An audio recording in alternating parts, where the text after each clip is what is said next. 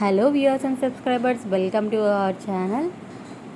అందరూ ఎలా ఉన్నారు? అందరు బాగున్నారు అనుకుంటున్నాను. నేను కూడా బాగున్నాను. ముందు వీడియోలో మనం మామిడికాయలతో చిన్న ముక్కల పచ్చడి ఎలా పెట్టాలి కొలతలతో అనేది పెట్టాము.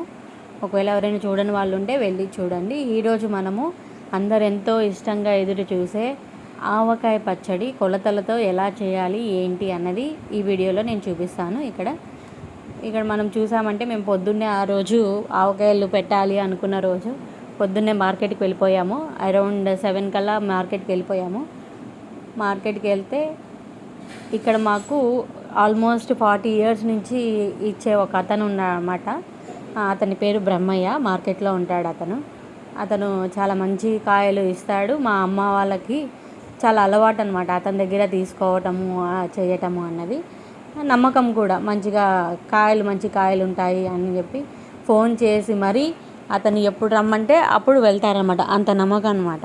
సో అతని దగ్గరికి వెళ్ళి కాయలు అనేది తీసుకొని అతనే మనకి మామిడికాయ ముక్కలు ఆవకాయకి ఎలా కావాలి అన్నది అతనే కొడతాడనమాట. ఈరోజు మేము పెద్ద రసాలు అనేది తీసుకున్నాము. కాయ మీరు వీడియోలో చూస్తుంటే మీకు అర్థమవుతుంది ఒక్కొక్క కాయ ఎంత సైజులో ఉంది ఏంటి అన్నది. సో ఆ సైజు కాయలు ఒక 10 కాయలకైతే ఎంత కొలత అవుతుంది అన్నది నేను ఈరోజు మీకు కొలతలు అనేది చెప్తాను అనమాట. ఉప్పు కారం ఎంత తీసుకోవాలి ఏంటి అన్నది ఈరోజు చెప్తాను. మేము దానికంటే కొంచెం ఎక్కువే పెట్టుకున్నాము.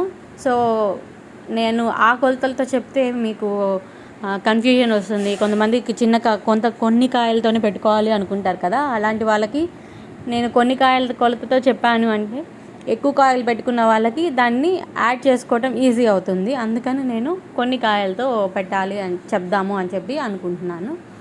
ఇక్కడ చూస్తున్నారు కదా బ్రహ్మయ్య చకచక ఎలా కొడుతున్నాడో ముక్కలు అన్నది చక్కగా కొట్టేశాడనమాట.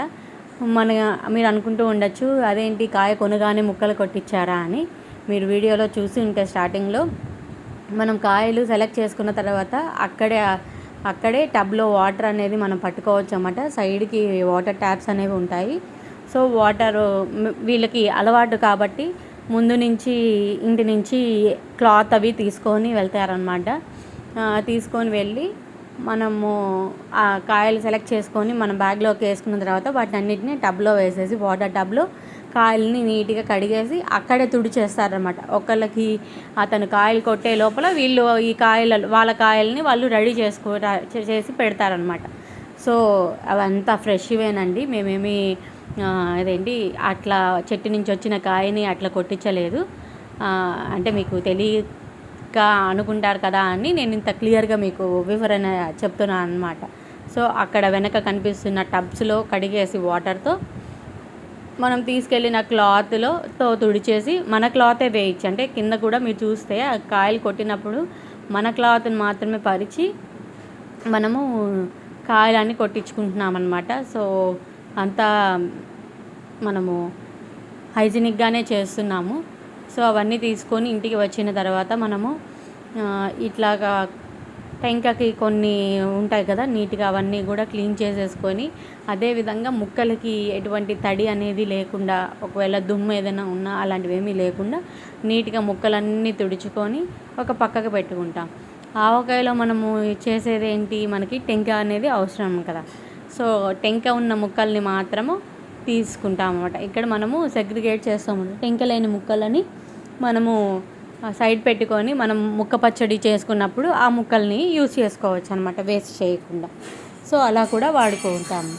సో ఇప్పుడు మనము ఇవన్నీ కూడా నీట్గా క్లీన్ చేసేసుకుంటున్నాము అన్నీ. ఆల్మోస్ట్ మేము ఈరోజైతే ఒక 50 కాయల దాకా అలాగా పెట్టాము. సో నేను అంత క్వాంటిటీ ఇది మీకు చెప్తే మీరు కన్ఫ్యూజ్ అవుతారు కాబట్టి ఒక 10 కాయలకి కొలత అనేది చెప్తాను. మనకి ముక్కలన్నీ రెడీ చేసుకున్న తర్వాత మనకు కావాల్సినవి కారము. మీరు ముందు వీడియోలో చూసుంటే నేను చెప్పాను మేము గుంటూరు కారము అదేవిధంగా బళ్ళారి కారం 2 అనేది యూస్ చేస్తున్నామని. అదేవిధంగా ఏఎస్ బ్రాండ్ నువ్వుల పప్పు నూనె అనమాట యూస్ చేస్తున్నాము. ఉప్పు కూడా ఏంటి అంటే మా అమ్మ ఎలా చేస్తారంటే మనకి కల్లుప్పు ఉంటుంది కదా, కల్లుప్పుని తీసుకొని దాన్ని గ్రైండ్ చేసేసి దాన్ని ఎండలో పెడతారనమాట. ఆ తడి అన్నది పోయి ఉప్పు బాగుంటుంది పచ్చళ్ళల్లో. అలా ఆ ఉప్పు వేస్తే బాగుంటుంది. ఈ అయోడైజ్డ్ ఉప్పులు అవి కాకుండా టాటా సాల్ట్లు ఇట్లా ఈ బ్రాండ్ ఇట్లా కాకుండా మన కల్లుప్పు, పాత రోజుల్లో అందరు వంటకి కల్లుప్పే వాడేవాళ్ళు కదా. సో మా అమ్మగారు కూడా అలాగే అలవాటు తనకు కూడా. సో తను కల్లుప్పుని మిక్సీలో గ్రైండ్ చేసేసి పౌడర్ లాగా చేసేసి దాన్ని కొంచెంసేపు ఎండలో పెట్టేసి ఆ ఉప్పుని యూస్ చేస్తారనమాట. సో ఇప్పుడు 10 కాయలకి కొలత వచ్చేసి నేను చూపించిన సైజు, అంటే ఒక్కొక్కసారి కాయ చిన్నగా ఉండొచ్చు, ఒక్కొక్కసారి కాయ ఇంకా పెద్దగా కూడా ఉండొచ్చు. సో మీరు చూసుకొని అకార్డింగ్లీ చేసుకోండి. 10 కాయలకి 2 డబ్బాల కారం, 2 డబ్బాల ఆవపిండి, 2 డబ్బాల కారం, ఆవపిండి, ఉప్పు, 2 డబ్బాల ఉప్పు. డబ్బా అంటే అక్కడ నేను చూపిస్తున్నాను కదా, పాలు పోసే వాళ్ళకి తెలుస్తుంది ఆ డబ్బా అన్నది. సో ఆ డబ్బా మనం బియ్యం అది కోల్చుకుంటాం కదా అది. సో ఆ డబ్బాలతో మనము ఈ కొలత అనేది తీసుకుంటాం అన్నమాట. సో ఇక్కడ మేము బళ్ళారి కారము, గుంటూరు కారం అది 2, అంటే అది ఒకటి ఇది ఒకటి అట్లా, లేదా అది 1.5 వేస్తే బళ్ళారి కారం, గుంటూరు కారం 1.5 వేస్తే ఒక హాఫ్ బళ్ళారి కారం, అలాగా వేసుకుంటూ చేసుకుంటున్నాము అన్నమాట. సో అదేవిధంగా ఆవపిండి, ఆవాలని మంచిగా నూనె లేకుండా వేయించేసి దాన్ని మిక్సీ చేసి పొడిగా చేసి పెట్టుకున్న ఆవపిండి. అదే మీరు 20 కాయలు తీసుకున్నారనుకోండి, దీనికి డబల్ అనమాట. నేను చెప్పిన కొలతకి డబల్ అవుతుందన్నమాట. సో మీరు చూసుకొని, కొంతమందికి ముక్కలు తక్కువగా ఉండి ఊట ఎక్కువగా ఉంటే ఇష్టం. అలాంటప్పుడు కొంచెం ఎక్కువ కూడా యాడ్ చేసుకోవచ్చు. మనం ఎక్కువ యాడ్ చేసుకుంటున్న కొద్దీ మనము కొలత అనేది చూసుకుంటూ యాడ్ చేసుకున్నామంటే మనకి ఉప్పు ఎక్కువైపోవడం కానీ లేదా కారం ఎక్కువైపోవడం కానీ అలా కాకుండా ఉంటుందన్నమాట. ఇప్పుడు ఇక్కడ మొత్తం ఒక గిన్నెలో కావాల్సిన అంత నేను మీకు చెప్పినట్టు మేము ఎక్కువ కాయలు పెట్టుకున్నాం కాబట్టి దానికి సరిపడా ఉప్పు, కారం, అదేవిధంగా ఆవపిండి అదంతా కూడా ఒక గిన్నెలో వేసుకొని అదంతా కూడా బాగా మిక్స్ అయ్యేలాగా కలుపుతున్నాం అన్నమాట.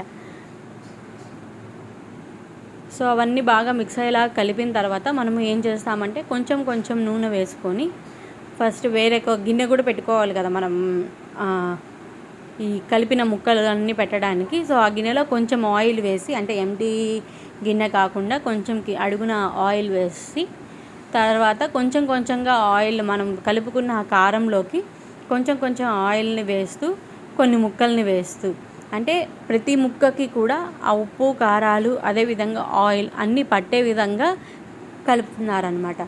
ఇప్పుడు మీకు చూస్తూ ఉంటే వీడియోలో అర్థమవుతుంది ఎలా కలిపి ఎలాగ ముక్కలు అనేది పెడుతూ ఉన్నాము ఏంటి అన్నది. సో అలాగా కొంచెం ఆయిల్, ఒక 4-5 ముక్కలు అలా వేసి ఆ ముక్కలు ప్రతి ముక్కకి కూడా మనకి అప్పుడు ఇలా కలిపామంటే ఏమవుతుందంటే ప్రతి ముక్కకు కూడా మనకి అన్నీ సమానంగా పడతాయి అన్నమాట. ఉప్పు, కారాలు అన్నీ కూడా మంచిగా పడతాయి. ఆ కలిపిన ముక్కలన్నీ వేరేగా పెద్ద ఒక టబ్ లాంటి దాంట్లో పెట్టుకున్నామంటే, ఎందుకంటే మనం ఇవన్నీ ఇట్లా కలిపి పెట్టుకొని ఒక 3 days అలా పక్కన పెట్టేసేయాలి. సో మంచిగా మూత ఉన్నది, క్లీన్గా ఎలాంటి తడి అనేది లేకుండా ఉండేలాంటి టబ్ అనేది ఒకటి చూసుకొని ఆ టబ్లోకి ఇలాగా మనము అన్ని ముక్కలకి పిండి పట్టేలాగా కలిపి మనము ఆ టబ్లో పెట్టుకోవాలన్నమాట. ఏంటంటే పచ్చళ్ళలో కొంచెం నీళ్ళు తగలకూడదు కదా, నీళ్ళు తగిలాయంటే పచ్చడి అనేది పాడైపోతుంది. సో మనం ఈ చేసే ప్రాసెస్లో ఎక్కడ కూడా తడి అనేది లేకుండా మన చేతులకు కానీ మనం యూస్ చేసే వెజల్స్ కానీ అన్నిటికి కూడా నీళ్ళు అనేది లేకుండా జాగ్రత్తగా చూసుకొని మనము ఇలాగా ఈ పచ్చళ్ళు అనేది పెట్టుకోవాలి. సో మీరు చూస్తున్న విధంగా ఇలాగా అన్ని ముక్కలకి బాగా కోట్ అయ్యేలాగా చేసుకొని ఇట్లా మనము ఒక పెద్ద కంటైనర్లో కనుక పెట్టి దానిపైన మనము కనుక ఆయిల్ అనేది వేసాము అంటే చక్కగా వేసేసి మనము ఆయిల్ ఇక్కడ మీకు ఇందాక మీకు చెప్పిన కొలత ప్రకారం మీకు 1 లీటర్ ఆయిల్ అనేది పడుతుంది. మేమేమో ఏఎస్ బ్రాండ్ నువ్వుల పప్పు నూనె అనేది యూస్ చేస్తున్నాము. సో ఆ నూనె అయితే 1 లీటర్ అనేది పడుతుంది అనమాట. నూనె 1 లీటరు, 2 డబ్బాల కారం, 2 డబ్బాల ఉప్పు, 2 డబ్బాల ఆవపిండి, 10 కాయల కోసం కొలత, 10 కాయలకి నేను చెప్పిన కొలత అనమాట. సో ముక్కలన్నీ అయిపోయిన తర్వాత పైన మనము ఇట్లాగా నూనె వెనక వేసేసి పెట్టి మళ్ళీ ఒకసారి ఇట్లా కదిపి అట్లా పెట్టేసి మూత పెట్టి పెట్టేసాము అంటే నీట్గా ముక్కకి అంతా కూడా కారం ఉప్పు అవన్నీ పడుతుందన్నమాట. అండ్ ఆవపిండి ఘాటు అదేవిధంగా నూనె ఇవంతా కూడా మంచి ఊటలాగా తయారవుతుంది. మనం దీన్ని మూత పెట్టి పక్కన పెట్టేసి 3వ రోజు దీన్ని మనము తీసి చూసుకోవాలి అనమాట. సో అప్పటి వరకు ఏంటంటే ఆ ఊట ఉంటుంది కదా, అంటే ముక్క నానుతుంది కదా, దాన్ని ఊట అంటారు. నాని అంటే ఇట్లా మెత్తపడుతుంది కదా ముక్క, ఉప్పు కారం అది వేసినప్పుడు. అవి వేసినప్పుడు వచ్చే టేస్ట్ అవన్నీ కూడా మనకి 3rd డే అనేది చూసుకుంటామన్నమాట. 3rd డే అనేది ఒకసారి ఓపెన్ చేసుకొని మనము మొత్తం కలుపుకొని మొత్తం ఇదంతా కూడా ఒక పెద్ద బౌల్కి వేసుకున్నాము అంటే ఇప్పుడు మనం ఇవన్నీ కూడా మూత పెట్టేసి పక్కన పెట్టేసుకొని 3rd డే నేను చెప్పేది 3rd డే కనుక ఓపెన్ చేసి ఇదంతా కూడా ఒక పెద్ద గిన్నెలోకి లేదా ఒక పెద్ద టబ్లోకి వేసుకొని మొత్తం బాగా కలుపుకోవాలి. ఇక్కడ చూసారు కదా, మీరు చూస్తే ముక్కకి ఎలా పట్టింది, ఆయిల్ అంతా ఇట్లా బయటకి వచ్చి మనం వేసిన ఉప్పు కారం ఆవపిండి అదంతా కూడా మంచి గ్రేవీలాగా మంచిగా అసలు అన్ని ముక్కలకి పట్టి ఎంత బాగుంది చూడండి. సో మనము 3 రోజుల తర్వాత తీస్తే మన పచ్చడి ఇలా కనిపిస్తుంది అనమాట. సో ఈరోజు మనము ఒకసారి మొత్తం అంతా కలుపుకొని పచ్చడిని అంతా బాగా కిందకి మీదకి అంతా కలుపుకొని చక్కగా దీన్ని మనము వేసుకొని ఆ వేడి వేడి అన్నం పెట్టుకొని అన్నంలో చక్కగా ఆవకాయ వేసుకొని తిని ఎలా ఉందో రుచి చూసి, ఒకవేళ మనకి ఏమన్నా సాల్ట్ ఏదైనా తగ్గింది అంటే ఇప్పుడు అడ్జస్ట్ చేసేసి పెట్టేసుకుంటే వేడి వేడి అన్నంలో ఆవకాయ తింటుంటే ఉంటుంది. ఆహా, అసలు చాలా బాగుంటుంది. సో నేను చెప్పిన కొలతలతో కనుక మీరు చేసుకున్నారంటే మీ పచ్చడి కూడా సూపర్గా వస్తుంది. మీ అందరికీ ఈ వీడియో నచ్చింది అనుకుంటున్నాను. నచ్చితే కనుక లైక్ చేయండి, షేర్ చేయండి, సబ్స్క్రైబ్ చేసుకోండి. మరిన్ని మామిడికాయ పచ్చళ్ళు ఇంకా రెసిపీస్ రెడీగా వస్తాయి తొందరలో. సో మీకు ఈ వీడియో మీ దాకా రావాలి అంటే మీరు సబ్స్క్రైబ్ చేసుకున్నారంటే మన ఛానల్ని నేను ఇలా వీడియో పెట్టగానే మీకు అలా నోటిఫికేషన్ వస్తుంది. ఓకేనా? మరొక మంచి వీడియోతో మళ్ళీ కలుద్దాం. మీరేవే పచ్చళ్ళు పెట్టుకున్నారు ఏంటి అన్నది కామెంట్ సెక్షన్లో నాకు కామెంట్ చేయండి. Have a nice day. Bye bye. మీకు కూడా ఒక ముద్ద పెడుతున్నాను, తినేసేయండి. బాయ్.